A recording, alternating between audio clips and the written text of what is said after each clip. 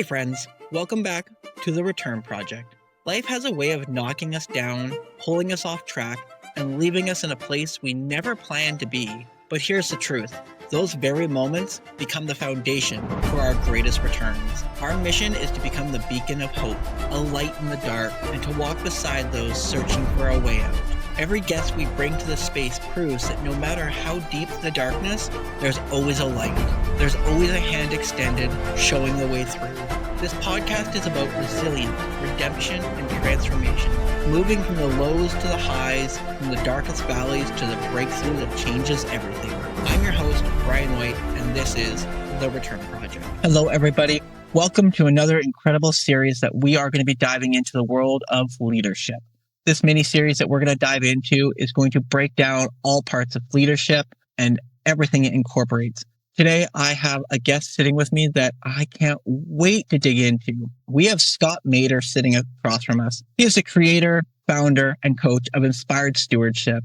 He is also a John Maxwell team member, which personally I am excited to dive into. As most of you guys know, John Maxwell is a person I highly follow and strive to one day be able to have a John Maxwell certificate and John Maxwell coaching. But that's a whole nother rabbit trail. Sitting across from us is Scott Mader, who is an author, he's a public speaker, he's a coach. His book, Inspired Living, Assembling the Puzzle of Your Calling by Mastering Your Time, Your Talent, and Your Treasures, is something I also can't wait to dive into because there's so many aspects that he's going to teach us about leadership today. So Scott, thank you so much for joining us. I'm excited to get to know you more and see where it takes us. Absolutely. Thank you for having me. I appreciate you having me on. Scott, I'm just going to pass the floor right to you and let you share your wisdom and where it all began. How did you find yourself in this world of leadership that meets faith? How did you end up writing such an inspiring book full of, powerful leadership content that is going to be changing people's lives? You know, the best answer to that question, I think, is the answer that most of us have, if we're honest, which is not intentionally, by accident. You know, I definitely try to live my life intentionally, but as far as where I ended up, I did not sit out in life with the thought of I would be an author, I'd be a coach, I'd be doing what I do today. I actually started my career journey. I wanted to go into medical research. I wanted to help people through, doing that. And I figured out as I began that medical research is actually about chasing grant money. I didn't want to chase grant money the rest of my life. So I pivoted and I became a school teacher, which a lot of people are like, wait, that's a heck of a pivot. But my mom was a school teacher. My dad had been a school teacher and then a small business owner. So I'd kind of grown up around teaching and around business. That was sort of what was around. So when I was kind of figuring out what to do, I pivoted and became a school teacher. I did that for 16 years. I loved it. I loved being a science teacher. And what really came out of it is pouring into the kids. It wasn't just the content. It was being able to meet with them on where they were and help them figuring out, what did I want to be when I grow up? And how do I want to live my life? And what do I believe? And what do I not believe? And those sorts of things. That really, as a teacher, is the most rewarding part of teaching. Did that, loved that, eventually burned out on teaching. For those of you that don't know, it's long hours and low pay. So I did that for as long as I could and eventually left that and started kicking around looking for other things to do. Eventually got invited by a friend of mine to come to work for a company called ETS, Educational Testing Service. That was a testing company that wrote tests for a living. So I went from teaching to testing. My students said I joined the dark side. But in my opinion, there's a value in testing too. I started doing that worked myself up in a corporate position, kind of climbing the corporate ladder, became a senior director over there, which is kind of a middle management, but higher middle management position. At a team of about 180 people, big budget, flying all over the country, doing all of that stuff. And backing up a little bit, as I was leaving teaching, my wife and I had gone through a period where we were having a great deal of financial difficulty. I was actually suicidal because of finances. My wife and I were nearly divorcing because of finances. Kind of life was crashing in. That was part of that time I was beginning to think about leaving teaching. And as that happened, we eventually reached a point where we came together. I kind of had some reawakening, sat down with her and came clean because, I'd been protecting my wife and hiding everything from her. By the way, my wife is a smart woman. She knew everything that was going on, but she wasn't going to add to my stress by asking questions. I'm not going to add to her stress by telling her things. We weren't communicating. And so we came together. We decided to kind of get on the same page and radically change the way we lived our life. Out of that, I also left teaching and then entered the corporate world. But then people started coming to us because we were really living in a different way. I have a 6-figure job and I'm driving a 1999 Ford that the headliner like falls down and hits me in the head. And people are going, why are you driving this junker? You know, you make good money. Nope. We're living this way until we get out of debt and turn everything around. And so eventually people started noticing and kind of coming to us and going, y'all are weird. Could you help me be weird? And out of that, the coaching business was born, because literally just people asking for help. And eventually I began to grow that on the side. And so I started in 2011 part-time while I'm working the corporate job, 80 hours a week. I'm starting a business on the side, began to grow that business, and eventually kind of reversed my climb up the corporate ladder, trained my own replacement, replaced myself, stepped down to a lower position, then stepped down to part-time, and then left the corporate world and launched the business full-time back in 2017. Since then, I've been a speaker, been a podcaster, now an author with the book Inspired Living, worked with, as you mentioned, John Maxwell team, DISC certified, human behavioral certified, working with a lot of small business owners, a lot of leaders, as you said. And what the questions that people tend to struggle with that they come to me is they think they have a time problem or they have a money problem. And the trick is I tell them all we're really going to work on is you, because you don't actually have a time problem or a money problem. You have a you problem, but we'll fix the you problem and then your money and time will get straight. And so that's now what I do as a coach. I call myself a stewardship coach. I help people master their time, their talent, and their treasures, and been doing that. Worked with over 1,000 clients in 20 countries and 38 states. From my home office, my commute's a heck of a lot better than it used to be because it's 30 seconds and the coffee's better. And that's kind of where I am today. That's an impressive point A to point B. You pretty radically changed your life there. I'd love to dive us into a little bit of the middle zone there and really find out that when you were in that pit of, as you said, financial struggle, you mentioned you became almost suicidal because of it. You know, how often do you see that in the people that you begin to work with, where money and financials is that much of a stressor? The number one cause of male suicide is actually financial stress. That's what the data will tell you. Women, that doesn't tend to be the main driver of their reason. One of the number one causes of divorce, though, money, lack of money, communication around money, stress around money, all of these things. So without a doubt, money is a huge driver of divorce. It's a huge driver of suicide. It's a huge driver of those stress. And I see that in not an insignificant number of my clients. And to be fair, by the way, it's not about just quote unquote lack of money either. A lot of my clients are actually make very good money, you know, multi 6-figure, small business owner, $1 million in revenue, these kinds of numbers. And so it's not even just the amount of money that they're making or the amount of money that they're spending. It's the way that money touches every aspect of your life. And if you're not communicating well about it, if you're not on the same page with yourself and with other people, if it's not aligned with your priorities and your values, that misalignment causes stress that then spills through everything in your life. And that's really where the stress is coming. Yeah.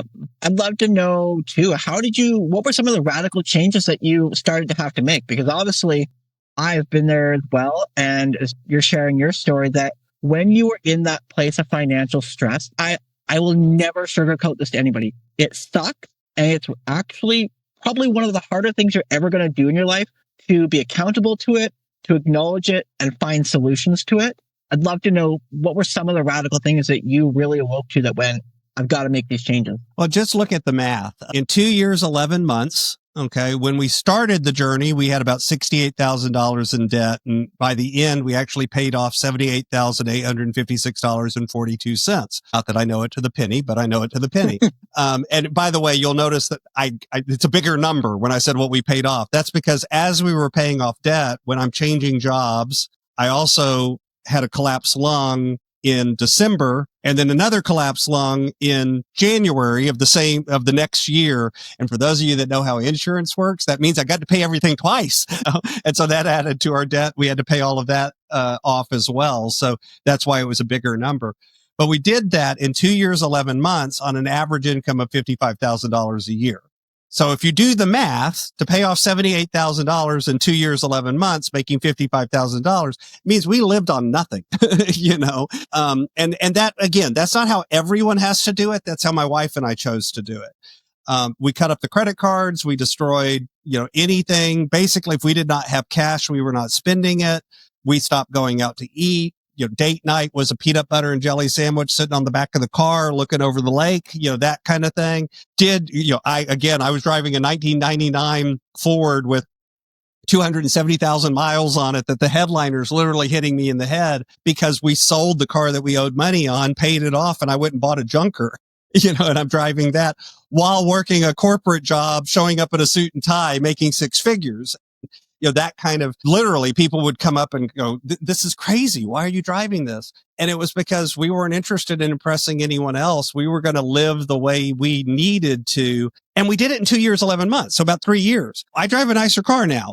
We're debt free, have remained debt free that entire time. We're much better off financially. We don't need as much to live, and B, we don't have that stress of having to make the payments and all of that sort of thing. And again, don't get me wrong. This isn't one of those things where I'm like, everyone has to do this exactly the way we did it. This was the choice we made. I don't believe it's a one size fits all answer, but it is a matter of going, for us, this was where we drew a line in the sand and said, this is in alignment with our values. This is how we want to live. Mm-hmm. And we're going to do whatever it takes to live that way. And it's a never again kind of moment. And I do think you do have to have that moment where you look yourself in the eyes, you look in the mirror, you look to your spouse if you're married, you look to your partner, whoever it is, and you go, this is it. This is Armageddon. We're living like we've never lived because we want to change this trajectory and we want to get things back in alignment. And that looks different for different people, but that's that turning point. And, again, you'll do whatever it takes at that point because your why, your purpose is big enough that, not going on vacation didn't matter because this other stuff's more important. Not driving a brand new car didn't matter because this other stuff's not important. So though you're right, it's hard. It's also not hard in a way if your purpose is big enough, because then all of a sudden it's like, I'm saying yes to the most important stuff. And it's okay that I said no to the new car, because it's not that important to me. I've figured out what matters to me, and I'm going to spend money and time and energy on those things. And I'm going to say no to everything else. Here's where I get really curious, and something I know a lot of people really struggle with. You said you did this in 2 years and 11 months, which that's pretty darn impressive. How did you manage to stay consistent when it got hard? Even you said you had collapsed lungs. You must have had times where you were scratching your head thinking, why the hell are we living like this? Absolutely. When it got hard, how did you stay consistent to the plan? We kept in front of us the why. I'm really a big believer in you've got to find that deep, passionate reason. And by the way, it's a why, not a goal. Let me tell you the difference. A goal has a beginning, a middle, and an end. So getting out of debt is a goal. I want to get out of debt. I'm getting out of debt. I've gotten out of debt. There's a beginning, there's a middle, there's an end. My why is not getting out of debt. It's why do I want to get out of debt? I want to get out of debt because I want freedom. I want to get out of debt because I want to be able to leave a legacy for my wife and my son. I want to get out of debt so that I can choose to live the way that I want to live and not have this feeling of it's off to work I go. Mm-hmm. I'm in a position as a coach where I love working with my clients and I get paid and I get paid well to do it. But at the same time, it's not because I get paid. It's because I love working with my clients. The exchange of value is there because I got to keep the lights on and eat so I can keep doing it. But it's not a have to anymore. It's not like I'm not desperate for it. And that feeling, that contentment of being in a place where it's like, yeah, I'm happy with who I am. I'm happy with how I live. Keeping that passion in front of you. And that could be visually, that could be putting pictures up. For a long time, it's, on my screensaver was kind of our current status and where we were at and what was our next goal and the purpose behind it. So I put it as a screensaver on my phone. Why? Because if you're like most of us, you look at your phone 272 times a day, and so it's like every time I look at it, it's right there in my face. All of these things to keep it front and center. And again, front and center is not the goal. Front and center is the why behind the goal. Mm-hmm. And when you keep that why really crystal clear, again, it's easier to then say no to the distractions. Now, again, it's simple. It's not easy. in that it's simple to say this, and it's a concept that everyone kind of grins and nods their head. But as you said, you get knocked down, it hurts. It skins your knee. You're beat up. You feel like, oh, this is never going to work. I've made 5 steps forward and then 4 steps back. And how can we do this? And so that consistency, I surrounded myself with accountability partners. I found other people to pour into my life.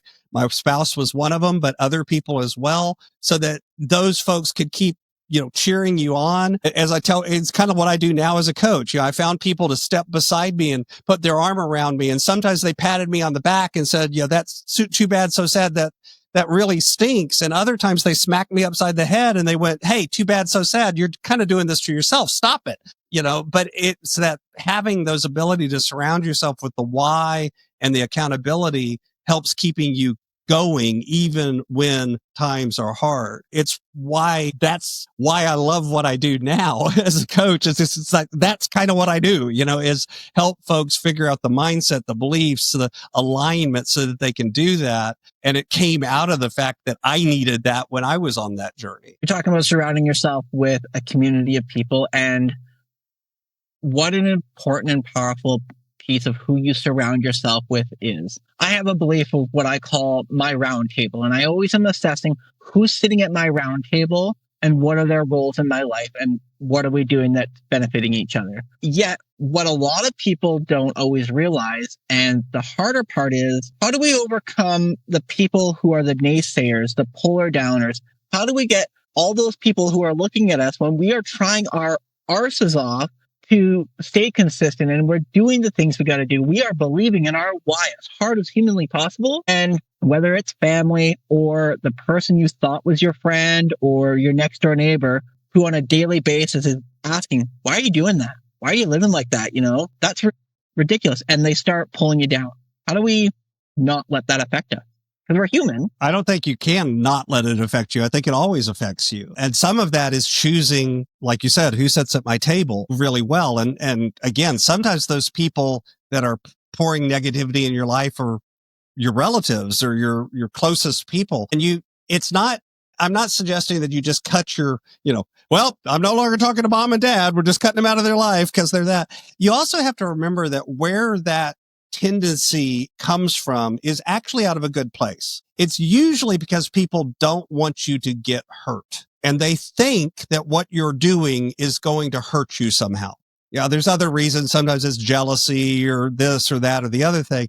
But a lot of times that core reason, especially for family and friends, is they don't want you to get hurt, and they think they're protecting you. So it's not malicious. It's not evil. If it is evil and you detect that, well, cut that person out of your life. That's a different problem. But if it's actually coming from a good place, a lot of times you just have to learn to develop that ability to filter the frame, so to speak, and realize, okay, what they're trying to say is, I don't want you to get hurt. I love you. I care for you. And I think what you're doing is going to hurt you. And you have to filter it through those ears and go, okay, so they're not trying to drag me down. They just don't see it yet, and I've got to keep going, because what's interesting is eventually, usually those people come around and start going, oh, it did work. You got where you needed to go. You are okay. It's all right. And they'll be turning back into your supporters. Again, not always, because sometimes it does come from a negative place, but in my opinion, 80, 90% of the time, it is not coming out of negativity. It's actually coming out of kind of a toxic positivity, but still positivity, And so you kind of have to be able to put those shields up and go, okay, when Bryan says this to me, it's not because Bryan wishes me ill will. It's not because Bryan doesn't love me. It's not because Bryan doesn't care for me. It's because Bryan wants to protect me. And Bryan's trying to say this, and I'm just picking on you because you're sitting right there, Bryan's trying to protect me, and he's saying this out of that place. And I can hear it with that lens and go, okay, I appreciate that. I love the fact that you're trying to protect me, but I still need to do this because this is important to me. And this is, who I am, and this is how I want to live. And this is the choice I've made for me. And, that isn't easy. That is not easy. I would belittle it if I said, yeah, no problem. Just do that. It's hard, but it also ends up being worth it. As you're going down this road of radically changing your life, How did you become part of the John Maxwell team, and how did that door open? So while I was in the corporate world, I actually did a couple of things to kind of further my education just because I've always been a lifelong learner. One of those was becoming certified as a human behavioral consultant. That's the DISC certification. One of those is I went back to college and got an MBA. And one of those was I joined the John Maxwell team. And so what I was looking for is ways of increasing my ability to lead, increasing my ability to coach, increasing my ability to speak, looking for tools that would grow me in those areas. And John Maxwell was one of those things. And so I've been to 4 or 5 of what they call a live event, which is kind of everybody coming together.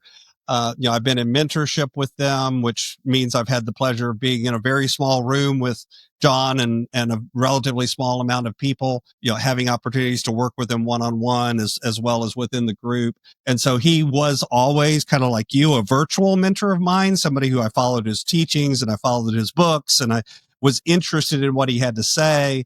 And it was getting to kind of up that a level and be more than just a virtual mentor, but somebody that I could actually be in the room with and learn from, as well as people that he'd curated and put on the team around him. And so that was really about being strategic in figuring out where are areas I want to grow. Who do I admire that's good in that area? Okay, let me figure out a way to get in front of them. Dan Miller is another gentleman, the writer 48 Days to the Work You Love. And if you notice, Dan Miller's book and John Maxwell's books are on the shelf behind me because they're both virtual mentors of mine that I did deliberately brought about that relationship and begin to curate, okay, how can I further that relationship? So Dan, I was honored that he actually did the foreword of my book very shortly before he passed away. So I was honored to have him be able to do that, because of kind of that journey of taking John, Dan, other virtual mentors and turning them into real world mentors. As many of us know,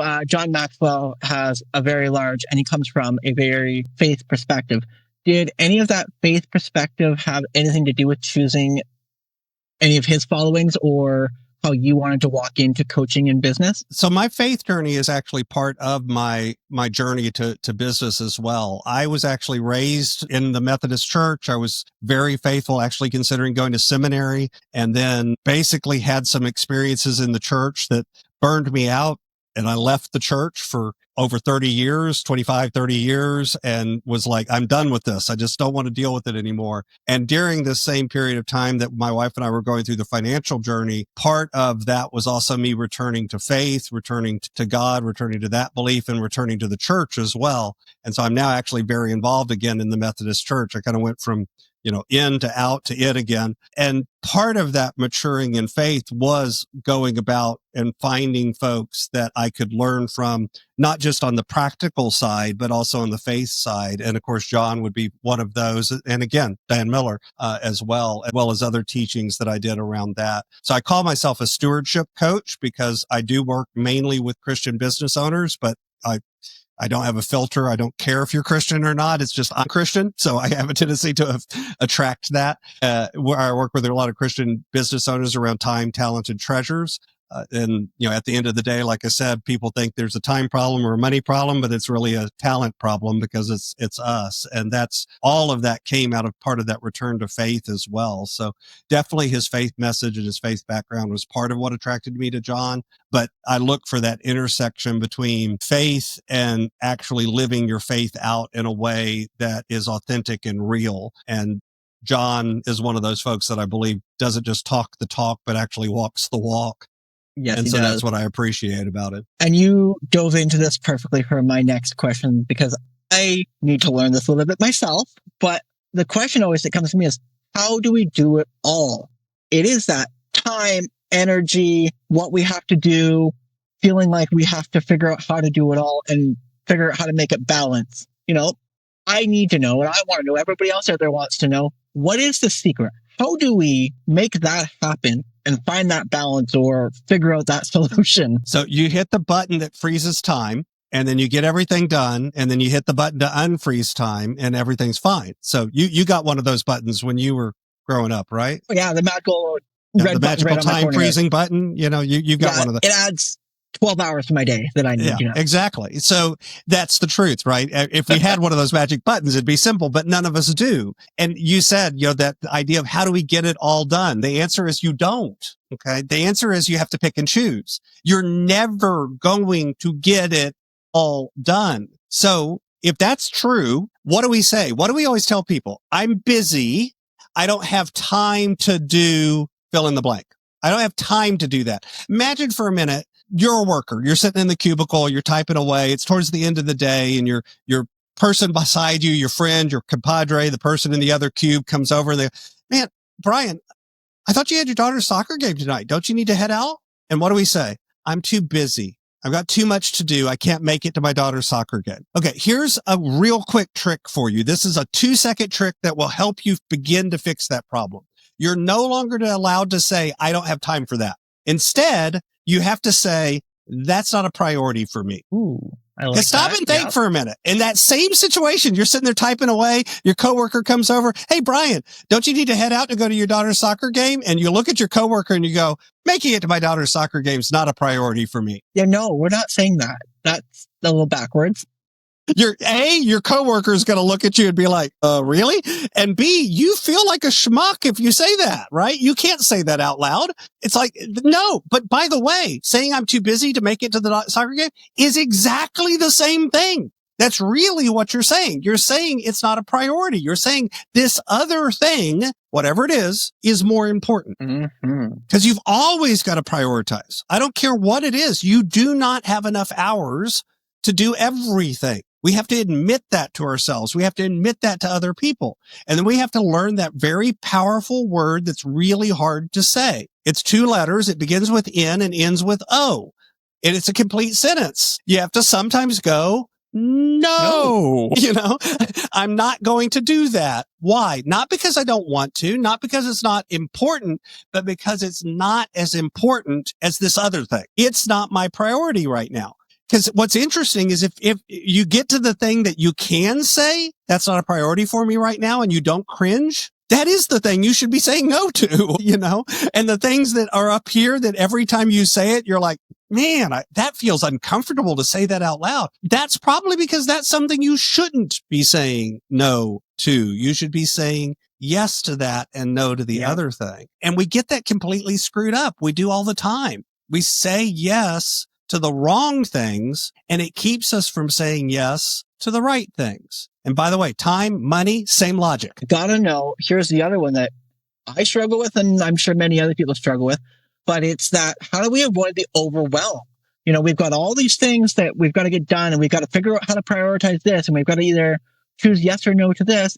And then all of a sudden we get nothing done because it's just overwhelming, and we feel like we're too busy, and it goes to a cluster. So first thing, let's start with busy. Because busy nowadays has become a badge of honor. We look at each other and say, how's it going? I'm busy. That's really, we have, how is it going or how are you doing? We have 2 answers. One is, I'm fine, which is really just social lubrication for, please don't talk to me right now. Leave me alone. And I'm busy. That's 90% of the time. That's the 2 ways that people answer that question. But let's stop and think, what does busy actually mean? Busy means I get a lot of things done. It doesn't ascribe any value to those things. It simply means I have a lot to do. So as an example, I could offer you, okay, Bryan, I'm going to pay you $100 a day to go in my backyard, and I've got a pile of rocks on one side of my yard, and you're going to pick up a rock and you're going to carry it to the other side of the yard. You're going to put the rock down, then you're going to go back to the pile. You're going to pick up a rock, carry it over. You're going to do that all day long. If you run out of rocks, you're just going to pick them up from the new pile and carry them back to where the old pile was. Okay. And that's it. That's all you're going to do. And I'll pay you $100 a day. You taking it? Probably not. How about $1,000 a day? Oh, well, at $1,000 a day, that's pretty tempting. How about $10,000 a day? Then we highly prioritize that and we get it done fast. By the way, I would have gone higher. How about, but even then, let's say you did $10,000 a day. Are you going to do that forever? Or is there a point where you're going to be like, I got enough money in the bank now. I don't need to do this anymore. Most likely get to a point where money has a strange way of altering what we have as a priority. What you see is all of a sudden you would get enough comfort. You would get enough money. You would maybe have paid off the debt or done the other thing. You'd get some things that are really what you want. And you'd be able to look at the moving rocks and you go, that's not that important anymore. That's, by the way, what busy is. Busy is just moving rocks from one side of the yard to the other side of the yard.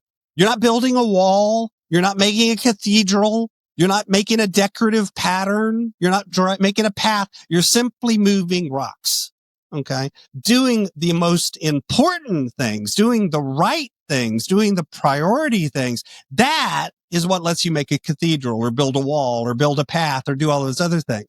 So it's not, by the way, never, ever, ever do quote busy work, for money, or never, ever, ever just do busy work because it needs to be done. That's not what I'm saying. Guess what? Your laundry still has to be washed, period. At some point you get stinky if you don't bathe and wash your laundry. So you got to do those sorts of things. It's not don't do it. It's make sure you're putting the things into your calendar first that are the most big things and priorities. Back when my son was in school, he was in band. And as soon as the band schedule came out, I went straight to my calendar and I blocked off every football game. Why? Because I'm going to go watch the band perform at the football game. Because my son is not going to look up and not see me in the stands. Okay. That was important to me. That was a commitment that I had made to him, to my wife, and to myself. And I'm going to keep it. Boom. They're blocked off. Client comes along and says, hey, I want to meet with you Friday night. Sorry, I've already got a commitment. Can't do it. I'm booked. You're going to have to wait till Saturday or we'll do it on Thursday. That's just all there is to it. Why? Because I prioritize the things that were most important. So when you look at, I've got too much on my list, you've let too much on your list. You have to decide what to let go of. And again, it's not a right or wrong. It's not good or bad. It's you have to figure out what's the most important things, keep those and let go of the other stuff. And yes, it does mean some things won't get done. Okay. But as long as the things that aren't getting done are the things that don't matter as much, it's not don't matter at all, don't matter as much, you at least know that you're getting the most important stuff done first. There's also other practical things you can do, like acknowledging the fact people look at things and think, well, I can't plan for things that are unexpected. There is a block of time on my calendar each and every day titled UPW. Stands for unplanned work. Because I know every day there's a certain amount of stuff that crops up that is not what I planned on happening. I get that email or I get that phone call, or this weekend, car broke. Whoop, okay. We got 4 hours getting it over to the shop and make sure we got that kind of thing. There's always stuff that comes up. So I just acknowledge the fact that there's going to be a certain amount of stuff that comes up. And so when I'm planning my day, I don't plan every minute as if it's going to work out perfectly, because it's not. I deliberately put some buffer in there and go, this is for the fact that it's not going to be great. Something's going to go wrong today. I don't know what it is, but I can tell you something's going to go wrong. I love that you've built the expectation almost that something's going to go wrong. That you're just mentally prepared for something goes sideways, something goes over time, to have an extra time block. Because there's so many people out there that ruins their entire day. They've blocked it from A to B from 7 a.m. to 9 p.m. And if something goes awry in there, heaven forbid, that throws off the whole day. And now all the dominoes tilt and everything is off. By the way, that means, again, there's a difference between unplanned and unexpected. I don't know what's going to go wrong, so it's unexpected. But I can plan for the fact that I need some buffer. And by the way, let's say I planned 90 minutes of buffer time and I only need 40 minutes of buffer time. Those other 50 minutes just turned into productive time to do something else. It's not like that time is wasted. It's not like I sit around for 50 minutes going, nothing went wrong today, so I just have to no, I can get something done. So it's not a waste to do it. It's just acknowledging the reality of your life. And I use 90 minutes, by the way. 90 minutes might not be the right amount of time. That might be too much. That might be too little. But you begin to figure out a rhythm to the fact that it's not going to all work exactly the right way. It keeps you from writing. So many people get up in the morning and they have a to-do list that has 52 items on it. And I'm like, great. How many meetings do you have today? 3. Okay. How long are the meetings? Well, they're each an hour. Okay. So that's 3 1-hour meetings. You work an 8-hour day? Yeah, I work an 8-hour day. Okay. So you have 5 hours left, right? Yeah, exactly. So I planned 52 items. Okay. First off, 52 items in 5 hours is already too much, but Let's even be more realistic. How many of those meetings actually begin and end exactly on time? Well, none of them. Well, on average, how long do they run over? 15 to 20 minutes. Okay. So that's already cut another hour out of your day. Yep. How often do you get interrupted in your office? Oh, well, usually I have 2 or 3 emergencies every day. Great. How long does it take you to run those down? Oh, maybe an hour and a half, 2 hours. Okay. So that took out another 2 hours out of your day. So really that 5 hours that you thought you had is like 2 hours, 1 hour, depending on so now is that 52 item?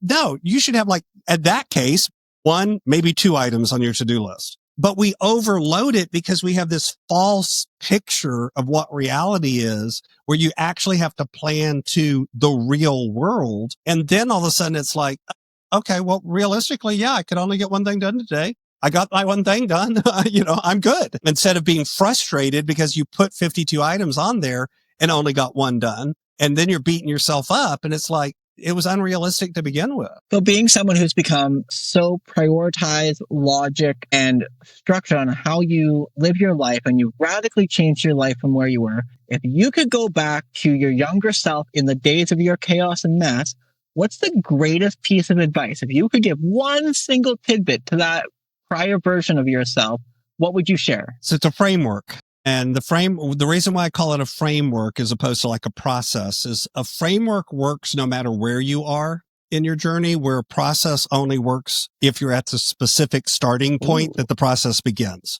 So I'm a big fan of frameworks because they work universally. So the framework is I would start looking at things through this lens. Make a plan, execute on the plan, review what happened, reflect on what happened, revise the plan, repeat. That idea, that framework works on time, works on money, works on a lot of different things. It's universal to systems. And what it lets you to do is stop looking for the events that are going to change your life. Events don't change our life. We don't tend to make changes in this broad, life-changing, press a button and everything changes. It happens through slow, incremental, gradual improvement. Absolutely.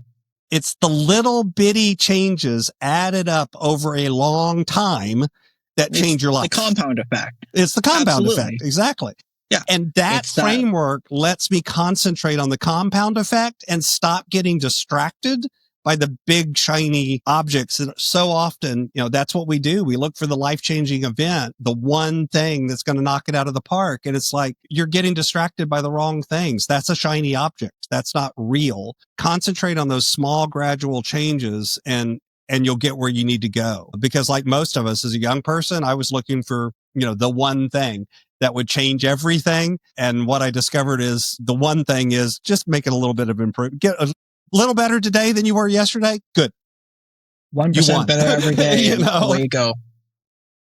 You won. If you're a little better today than you were yesterday, you won the day.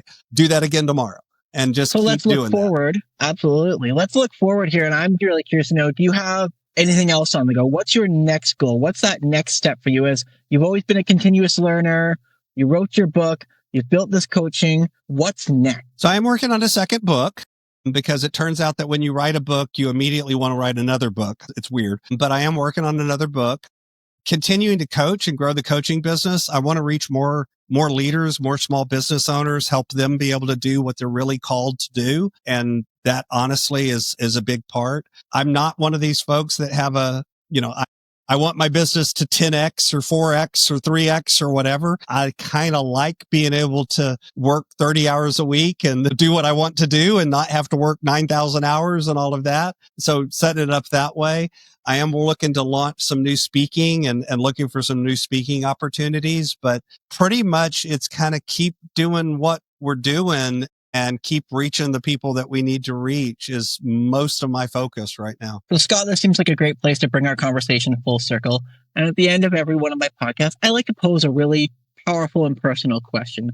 So Scott, the question I throw out to everybody is, what is your definition of truly living your best life? I think it is living that life on purpose. It's living things intentionally. It's being able to step back and look at my life and go, I'm letting into it for the most part, the things that I want to let in, and I'm keeping out for the most part, the things that I want to keep out.